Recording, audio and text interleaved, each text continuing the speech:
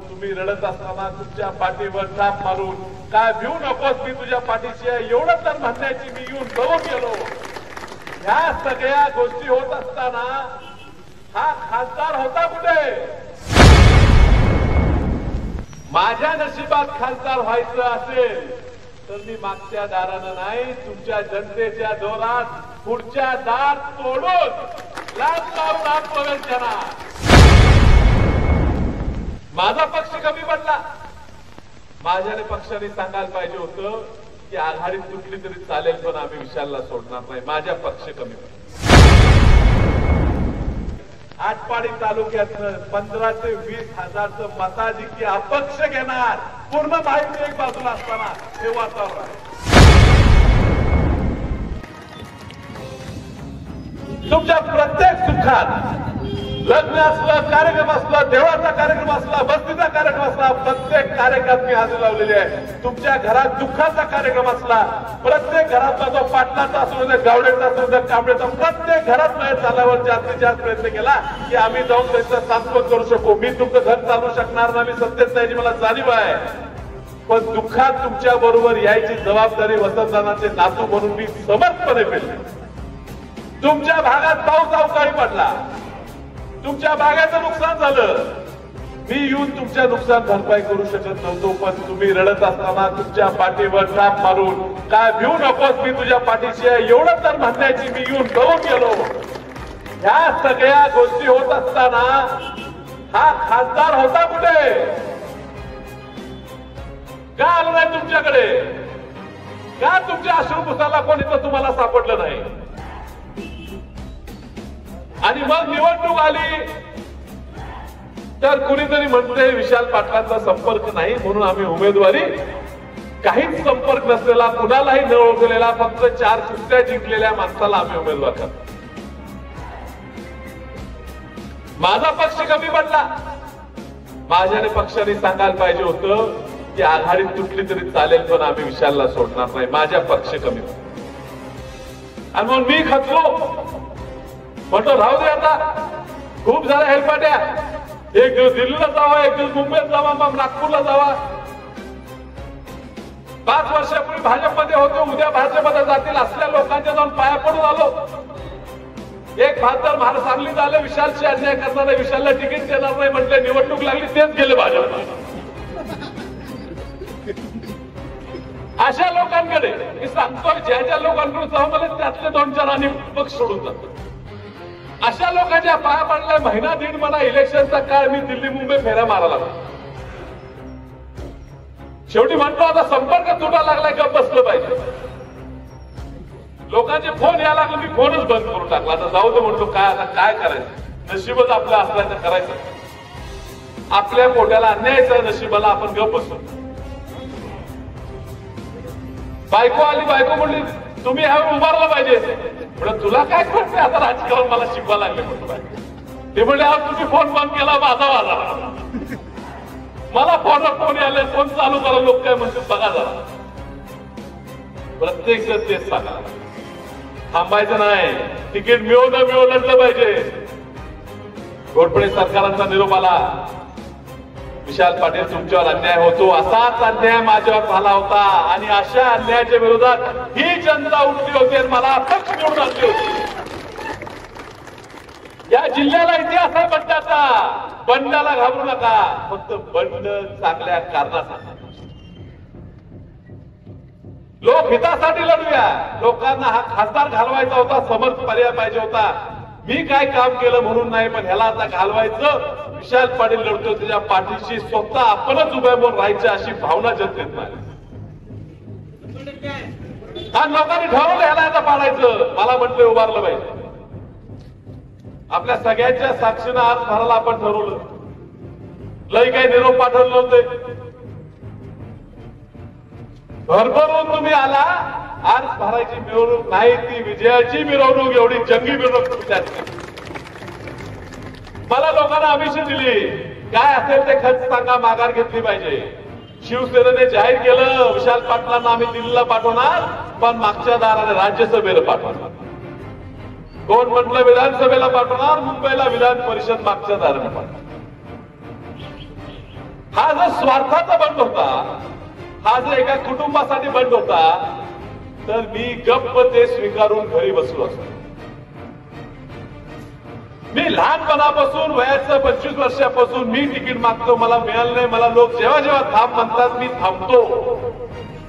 ह्या वेळेला मला एकही माणूस थांब बनेना, फक्त मांडवली करणारे नेतेच थांब म्हणत. म्हणून निर्णय घेतला, नशिबात असेल ते होईल. माझ्या नशिबात खासदार व्हायचं असेल तर मी मागच्या दारानं नाही, तुमच्या जनतेच्या दोरात पुढच्या दार तोडून लाच मारून आत्मवेद करणार. आणि ही शक्ती मला मिळते हे तुमच्या सगळ्यांच्या प्रेमाने. 35 वर्ष झाली वसंतदादांचं निधन होऊन, 35 वर्ष झाली. अजूनही एवढं प्रेम तुम्ही आमच्या घरावर करताय हे बघून मन भरावणार. आम्हाला ही जाणीव आहे की तुमच्या आमच्याकडनं अपेक्षा आहे. मी जेवढं करतो त्याच्याहून जास्त मी केलं पाहिजे अशी तुमची अपेक्षा आहे, जी मला जाणीव आहे. एवढ्या विरोधात सगळे नेते उलटे असताना सुद्धा जनता मला तारते हे मला लक्षात आलेलं आहे. मला तुम्हाला सोडून काय करायचं नाहीये, म्हणून मी म्हटलो ही निवडणूक मी लढवणार, जनतेसाठी लढवणार. आणि निकाल काही लागो, निकाल चांगलाच लागणार आहे, पण काही लागो मी अहोरात्र तुमच्यासाठी लढणार. निवडून आलो तुमचा खासदार म्हणून, आपलासा वाटणारा खासदार म्हणून, अभिमान वाटेल असा खासदार म्हणून, तुमचा स्वाभिमान जीवन ठेवणारा खासदार म्हणून. सांगलीला हा स्वाभिमान आहे, सांगलीचे अस्तित्व आहे, सांगलीला परंपरा आहे. मला चिन्ह देण्यासाठी विरोध झाला. आज छाननीत बात करण्यासाठी 2-4 ठिकाणी जाऊन त्याच्या विरुद्ध काय कागद मिळतात का प्रयत्न झाला. नाव माझं यादीत खाली यावं म्हणून प्रयत्न झाला. तिथे नावात कसं असते, पहिल्या पक्षाची नावं असतात, पुन्हा अपक्षाची नावं मागणं लिहिली जातात. अपक्षांची नावं लिहित असताना ते 12 खड्याप्रमाणे लिहिली जातात. क क ग ग न ट ट ज ज न च च. आता माझं नाव विशाल, हो य र ल व श, शेवटी त्यामुळे यादी लागली आणि माझं नाव लागलं 17व्या नंबरला. आता मला बी काळजी वाटली, उभारलोय खरं, आता कधी लोक हुडकायची माझं नाव, फोन बटन दाबायचं मला. योगायोगानं काय झालं, त्या मशीनीत एका मशीनवर 16च नावं लागतात आणि त्यामुळे माझं नाव गेलं दुसऱ्या मशीनवर, लागून 2 मशीन, आणि दुसऱ्या मशीनवर नाव गेलं माझं 1 नंबरला. म्हणजे चोर मला खाली टाकायचा प्रयत्न करतात, देव मला वर उचलाला.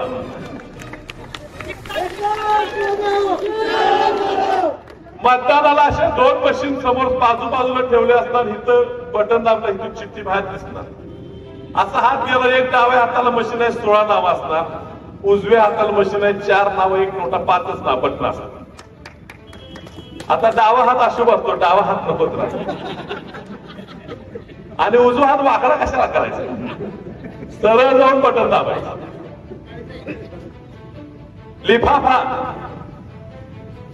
लिफाफा हे चिन्ह.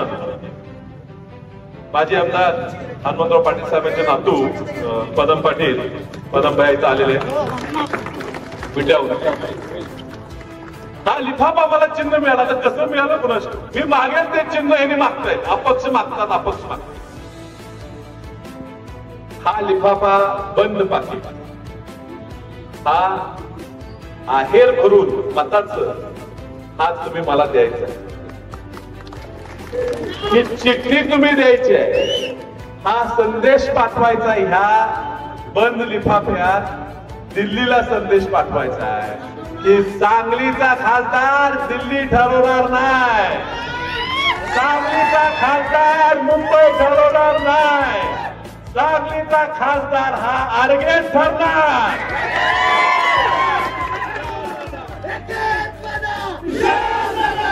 प्रत्येक ठिकाणी वातावरण बदलतं. मिरज तालुका आपला होम पिच आहे. मिरज तालुक्यातलं सरकार आपण लाखाच्या वर लीड घ्यायची, मोकायचे फक्त विषय हिथंच संपवायचा, वर काय चालला.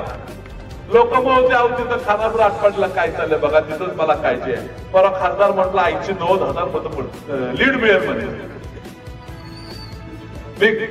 मलाही काळजी. मी गेलो फिरायला, आटपाडी तालुक्यात गेलो, तिथे एक बी नेता आपल्यावर नाही. सगळे नेते, आजी माझी भावी सगळे आमदार सगळे भाजप बरोबर आहे. सगळे एक कार्यकर्ता गावात मिळतो का नाही परिस्थिती नाही, पण दौरा केला पाहिजे म्हणून आम्ही गावोगावी भेटी द्यायचं ठरवलं. त्या गावात व्हॉट्सअपचे ग्रुप असतात, त्या व्हॉट्सअपच्या ग्रुपवर आम्ही टाकलं विशाल पाटील येणार आहे, कोण आलं तर आलं. गावात गेल्यावर जरा असे रस्त्यावर 4 लोक उभा झाले दिसली, जरा पुढे गेला आणि 10 दिसली, तिथं 12 दिसली आणि सगळी एकामेका समोर आली. हा काम करतोय भाजप, तो काम करतोय एकनाथ शिंदेचं, हा काम करतोय अजित पवारचं. ही सगळे एकत्र गोळा झाले आणि एकामेकाकडे बघून विचारले, तू कसा आला, तू कसा आला, हे ना कळणार. प्रत्येक जण म्हणला अहो काय व्हायचं पक्षाचं. ह्या वेळेला जनता आमचं कुणाचं ऐकणार नाही, जनता ईशान पाटला बरोबर आहे. त्यामुळे आम्ही सगळे आलोय. प्रत्येक गावात उन्हाची जंगी स्वागत, जंगी मिरवणूक प्रत्येक गावात निघाली. आटपाडी तालुक्यातनं 15 ते 20 हजारचं मताधिक्य अपक्ष घेणार. पूर्ण माहिती एक बाजूला असताना हे वातावरण आहे. विटा शहरातनं आता पदम भैया इथं आलेले आहेत. विटा शहरात सुद्धा परिस्थिती आहे. सगळे नेते सांगतात संजय काकाला मत द्या. लोक म्हणतात हो हो हो हो देऊया. ती मतपेटी उघडू देत. या सगळ्यांचा जो भ्रम आहे तो भ्रम ह्या वेळेला जनताच संपवणार. तुम्ही असं छळून, महागाईचा मार देऊन, लोकांना त्रास देऊन, पाण्याचं राजकारण करून, प्रत्येक वेळी पाणी सोडताना खासदार राजकारण केल्याशिवाय पाणी सोडतो. मुद्दामून अधिकाऱ्याला फोन करायचा, पाणी बंद करायचं. 4 लोक गावात घेऊन या म्हणायचं, 4 गाड्या भरून आल्यावर त्याला म्हणायचं माझ्यावर राहिलं पाहिजे मग पाणी सोडतो. आता काय करतो शेतकरी, अण्णा नारायण धरले गाढवाचे पाय, सोड म्हणायचं तो सोडतोय की गावात येऊस तुम्ही पाणी बंद, पुन्हा दुसऱ्या गावात. शेतकऱ्याची हाय लागणार आहे या माणसाला. शेतकऱ्याची वाईट परिस्थिती केलेली आहे. जीएसटी मध्ये लूट केलेली आहे. आपले पैसे काढले, आपल्या खिशात द्यायचा प्रयत्न केला, आपल्याला फसवलेला आहे. अशी प्रवृत्ती संपवण्याची वेळ आलेली आहे. आणि म्हणून येत्या निवडणूक मला खूप बोलायचं आणि 2 सभा आपल्याला करायच्या तरी सरकार अजून खूप प्रभावीपणे आपला मुद्दा मांडणार आहे. त्यामुळे तुम्ही पुढे हलू नये अशी माझी इच्छा आहे. येणाऱ्या निवडणुकीत लिफाफा 17 नंबरला दुसऱ्या उजव्या हाताच्या सरळ हाताच्या बाजूच्या मशीनला सगळ्यात पहिलं नाव बटन दाबून तुम्हाला पाहिजे असा खासदार दिल्लीला पाठवा. अहो रद्द तुमच्यासाठी सरकार हे मी तुम्हाला आश्वासन देतो. आम्ही रजा घेतो. नमस्कार.